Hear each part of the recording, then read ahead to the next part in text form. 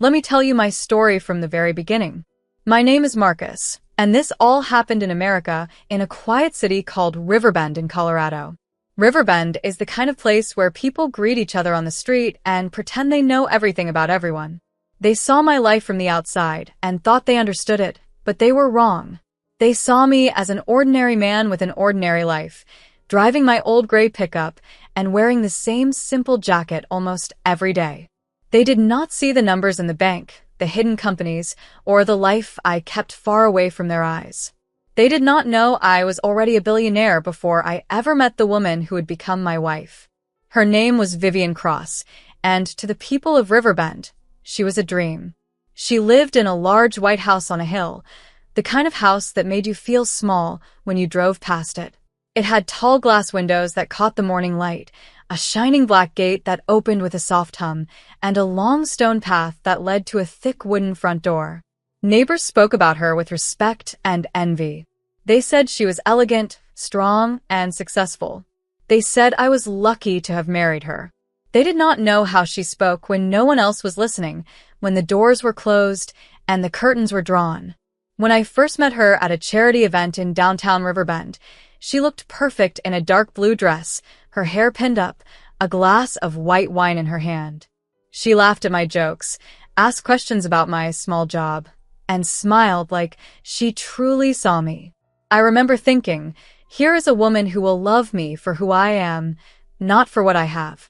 That thought was the reason I hid the truth from her. On paper, I looked like a man with a simple salary and a modest life. I let her believe that.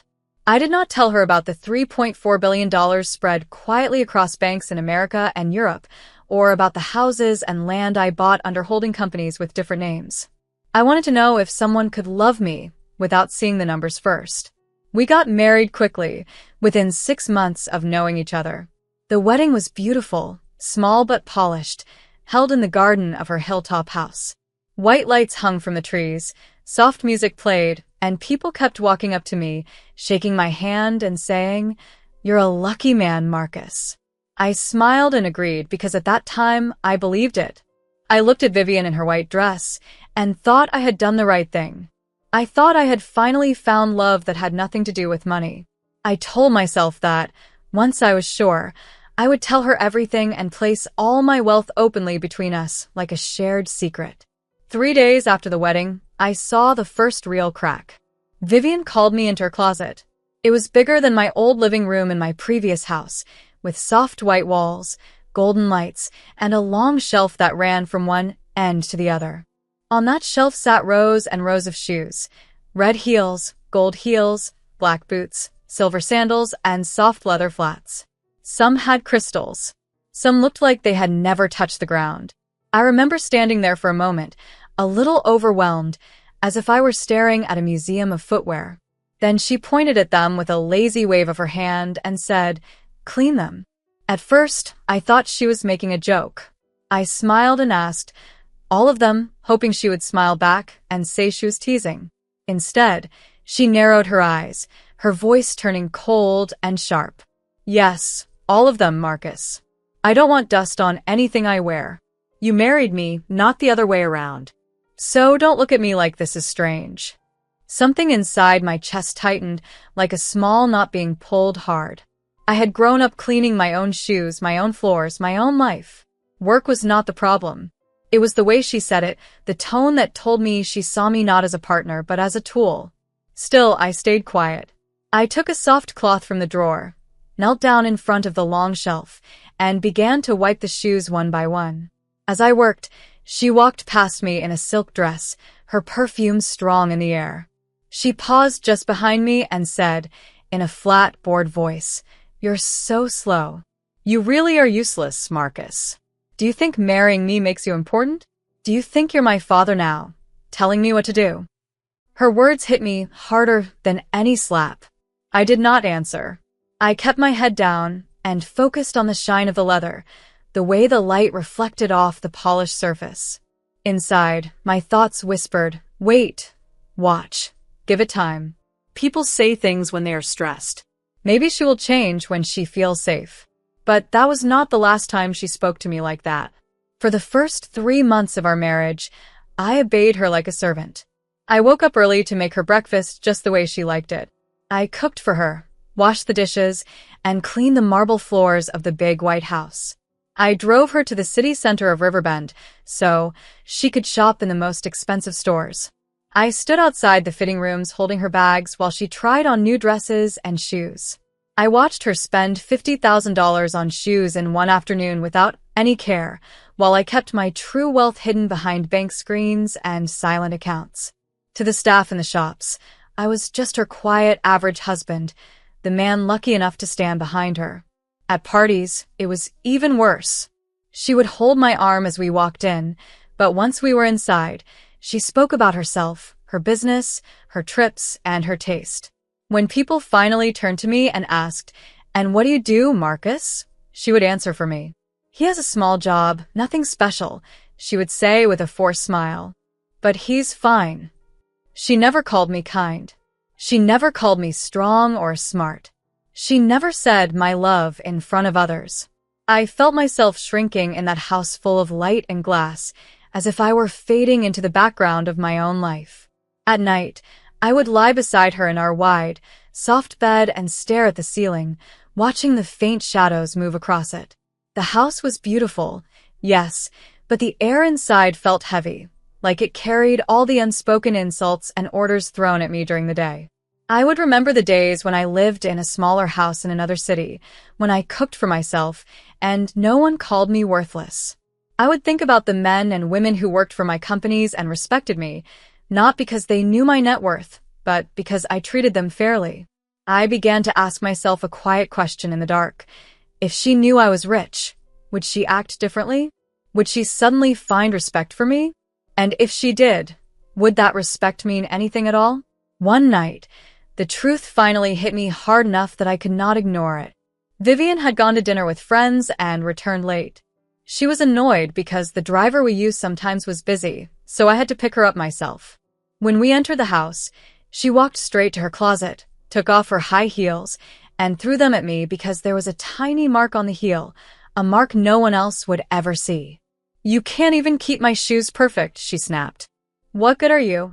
The shoes hit my chest and dropped to the floor with a dull sound.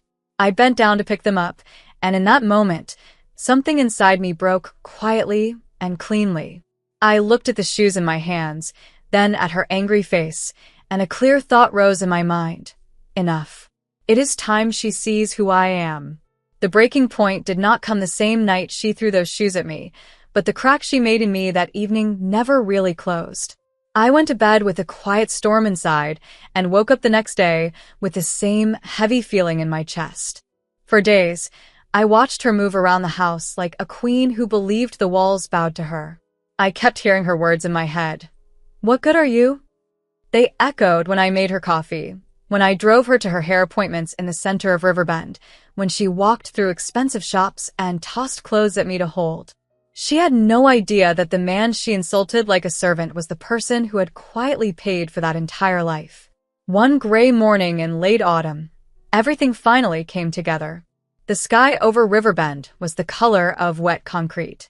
The trees on the hill behind the house had turned red and gold, and a cold wind slid in between the gaps of the windows, making the curtains move slowly. I woke up earlier than usual, because I knew I was done pretending. It felt like the day I had been walking toward since our wedding, a day I had tried to avoid but could no longer escape. I stood at the kitchen counter, making coffee for both of us, when Vivian walked in. She wore a pale silk robe that flowed behind her like a small wave, and her hair was tied back in a loose knot. She did not say good morning. She never did anymore. Instead, she went straight to the table, placed a pair of high heels on it, and pushed them toward me as if she were sliding a bill across to a waiter. "Clean them, Marcus," she said, her voice flat and impatient. "There's a small spot on the side. You missed it yesterday. Do you even see anything with those eyes?" I looked at the shoes, then at her face. Something in me refused to bend this time. I could feel my spine growing stiff, solid, as if it had finally remembered its purpose. In that moment, the memory of my small house in Redwood Heights came back to me sitting on the porch, drinking cheap coffee, feeling more respected alone than I did standing in this polished kitchen with her. I put the coffee cup down slowly. For months, I had dropped my gaze, taken off my shoes, and knelt on the floor without a word. That morning, I did not bend. "No," I said quietly. "I'm not cleaning them today." The room went still. The only sound was the soft ticking of the clock on the wall. Vivian's eyes narrowed, and she set the robe tighter around herself, as if she were suddenly cold. She picked up the shoes and slammed them down harder on the table. "What did you say?" she asked, her voice already rising. "I said no," I repeated, my voice calm but firm. "I'm not cleaning your shoes." She took one step closer to me, then another, until she was standing right in front of me. I could see the small lines near her eyes, lines I had never noticed when I was busy looking down at the floor. Her chest moved quickly, and I could feel the anger coming off her like heat. "You worthless man," she shouted. "You think that just because you married me, you're something? You think you'll become my father and order me around? You're nothing, Marcus. Nothing. You live in my house. You eat my food. Remember that." I should have felt crushed. For 3 months, words like that had pushed me lower and lower inside myself. But for some reason, what I felt in that moment was not pain. It was clarity. Something inside me clicked into place, and I realized this was exactly the moment I had been waiting for, the moment when I could finally show her the truth. I smiled. It surprised her. It even surprised me. "You think this is your house?" I asked. My voice was still soft, but underneath it was a steel she had never heard from me before. She folded her arms across her chest. "Of course, it is my house. My name is on everything. I built this life, not you." I reached into my pocket and took out my phone. My hand was steady. I opened one of my banking apps, the kind I had never let her see. Numbers filled the screen, lines of balances and account names scattered across America and Europe. I walked around the table and stood close enough that she could not look away. Then I turned the screen toward her. "Look," I said. Her eyes moved over the numbers once, then again. The anger on her face faded, replaced first by confusion, then disbelief. I watched her lips part slightly as she tried to read the digits in her head. "Is that real?" she whispered, her voice small for the first time since I had known her. "Those are my accounts in America," I said. I tapped the top line with my finger. "You see that amount? That is $1.2 billion. And that other one?" I swiped to another page. "That is $2.2 billion in a private bank in Europe. Not counting the houses, the companies, the land. This is just what you can see on this screen." She stared at me like I had turned into another person right in front of her. "You're rich?" "I am a billionaire, Vivian," I said, looking her straight in the eyes. "I lived in a small house in Redwood Heights, Virginia, long before I met you. I own that house. I own 10 more across America. I chose to live simply. I chose to come here for love."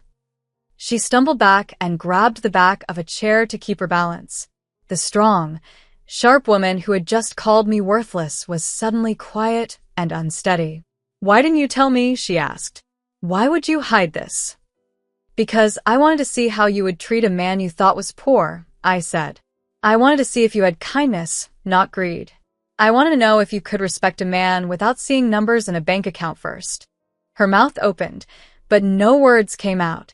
The silence between us felt heavy, as if all the months of insults and orders had finally turned into a clear, solid wall. I walked to the kitchen counter and picked up a black leather folder I had placed there earlier that morning. It had been waiting just like I had, quiet and patient. I brought it to the table and set it down in front of her. "What's that?" she asked, her voice still weak. "Documents," I said. "The house you are so proud of? The one on the hill that you call your house in front of everyone? It has been under my holding company since the week before our wedding. I bought it in full for $8.5 million. I promised myself that if you treated me with respect, I would put your name on the papers as well. I was ready to do that. I was ready to give you half of everything." Her hand shook as she opened the folder. She flipped through the pages, and then her eyes stopped on the deed. There, clear and simple, was the name of the owner. Mine. Only mine. She looked up at me, her eyes wide with shock. So, all this time, this house, this life, it was never yours to hold over my head, I said. You never fed me. I fed you. You never sheltered me. I sheltered you. You made me feel like a beggar in my own home. Her eyes filled with tears, but I did not stop. I reached into the folder again and pulled out one more paper, a thin stack clipped together. I held it between two fingers so she could see the top line, where our names were written next to each other. This, I said slowly, is our divorce document. Her tears spilled over. No. Marcus, no. That's not funny. It's not meant to be funny, I replied. My voice did not shake. She tried to reach for the paper, but I pulled it back toward my chest. For 3 months, I said, I obeyed you. I cleaned your shoes like a servant. I let you call me worthless. I let you tell me I was nothing.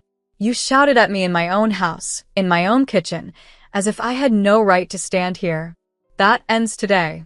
I will not live with someone who only sees my value once she sees my money. In that moment, standing in that bright kitchen with gray light coming through the windows, I felt something I had not felt in a long time. Control. I had put the truth in front of her, calm and clear. There was no going back now. We went to the lawyer in the city center later that same week. His office was in a tall glass building that looked over the heart of Riverbend. The sky was pale and washed out, and the whole city felt like it was holding its breath. I remember riding the elevator with Vivian in silence. She stood on the opposite side, arms crossed, her eyes fixed on the glowing floor numbers. For the first time since I had met her, she looked unsure, like the ground under her feet was no longer solid. The lawyer's name was Edward Lane, an older man with silver hair and calm gray eyes.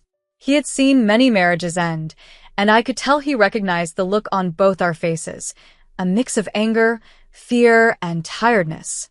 His office was simple but expensive, with dark wooden shelves, a wide desk, and large windows that showed the streets of Riverbend below. When we stepped inside, he greeted us with a quiet nod and asked us to sit. Vivian's hands were already shaking. As soon as we sat down, she turned to me, her voice soft and broken. "Marcus, please," she said, reaching for my arm. I was angry. I didn't mean those words. You should have told me who you were. You should have told me about the money. We can fix this. We can start over. Edward looked at me and said nothing. He just waited, the pen resting between his fingers. I took a deep breath and stared at the papers in front of me. My name and Vivian's name, side by side, at the top of the divorce document. I thought of the day we had signed our marriage certificate, when those same names had looked full of hope. "Vivian," I said finally, turning to her, "if I were truly worthless in your eyes when you thought I was poor, then your love was never real. You didn't love me. You loved power. You loved control. You loved the feeling of being above me."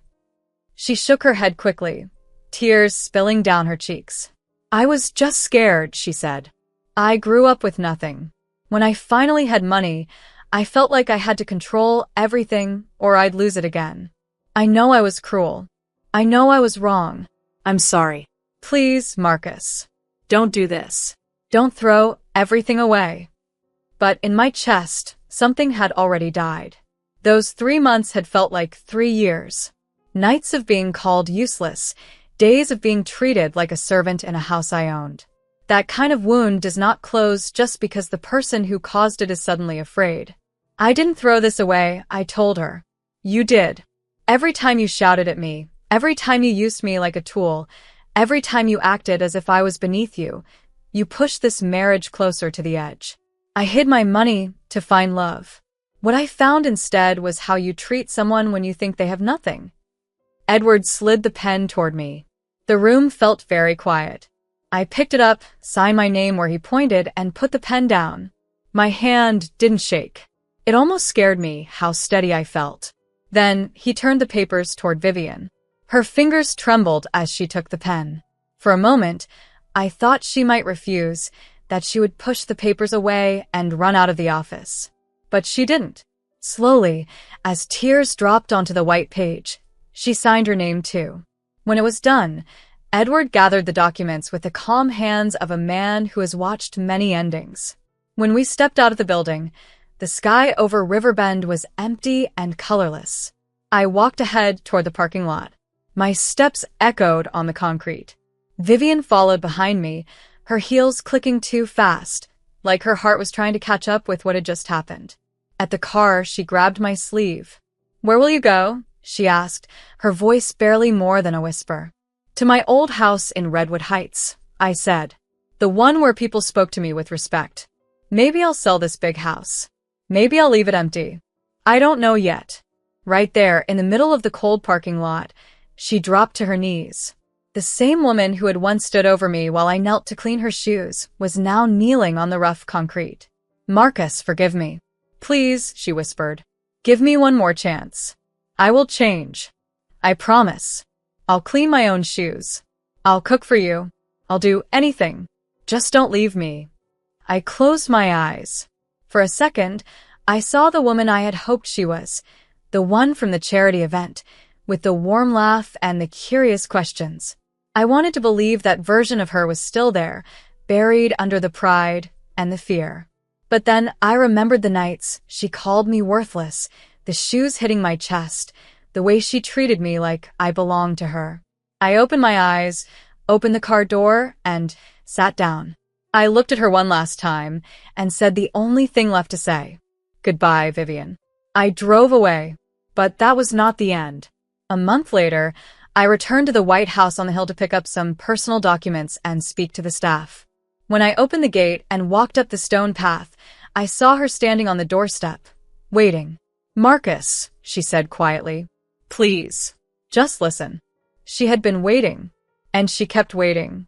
Every time I came back to Riverbend to meet lawyers or check on the property, she was there at the door. Sometimes she held flowers. Sometimes she held a folded letter. But most days, all she had were the same two words: "Forgive me." As the years passed, the picture changed slowly. I moved from my house in Redwood Heights and another place I bought in a coastal town called Seaside Grove, Florida.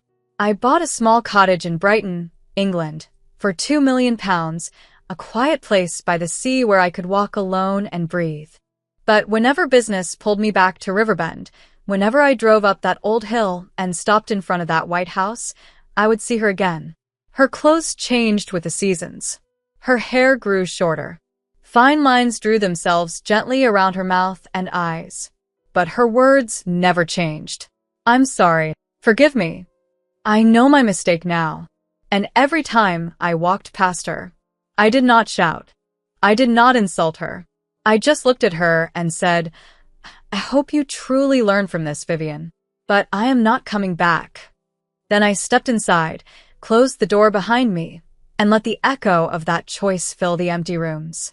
People sometimes ask me now, "Marcus, did you ever forgive Vivian?" When I hear that question, I feel a small pull in my chest. The truth is, I forgave her in my heart, but I did not go back to her. Forgiveness and return are not the same thing.